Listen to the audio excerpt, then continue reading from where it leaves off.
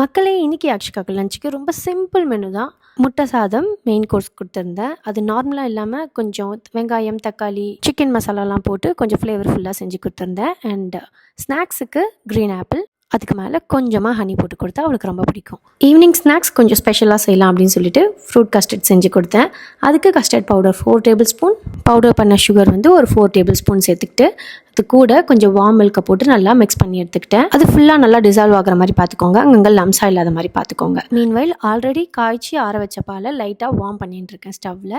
And லைட்டாக warm ஆனதுக்கப்புறமா நம்ம மிக்ஸ் பண்ணி வச்சுருக்க இந்த கஸ்டர்ட் மிக்ஸை பாலோடு சேர்த்து நல்லா கலந்து விடணும். இந்த கன்சிஸ்டன்சி, இந்த க்ரீமி கன்சிஸ்டன்சி வர வரலும் கலந்து விட்டுட்டு ஸ்டவ் ஆஃப் பண்ணிக்கலாம். ஃப்ரூட் கஸ்டர்ட் செய்யறதுக்கு என்கிட்ட கிரேப்ஸ் இல்லை, அதனால் நான் ட்ரை கிரேப்ஸ் யூஸ் பண்ணிக்கிட்டேன். அதை கொஞ்சம் நேரம் மில்கில் போட்டு சோக் பண்ணி எடுத்துக்கிட்டேன். இந்த ஃப்ரூட்ஸ் எல்லாம் கட் பண்ணி முடிக்கிற நேரம் இந்த கஸ்டர்ட் பேஸ் கொஞ்சம் ஆறி வந்திருக்கும். இந்த ஸ்டேஜில் நம்ம ஃப்ரூட்ஸ் எல்லாத்தையும் ஆட் பண்ணிவிட்டு ஒரு மிக்ஸ் பண்ணிடலாம். உங்களுக்கு வேணும்னா இதில் நீங்கள் நட்ஸ் சேர்த்துக்கலாம்.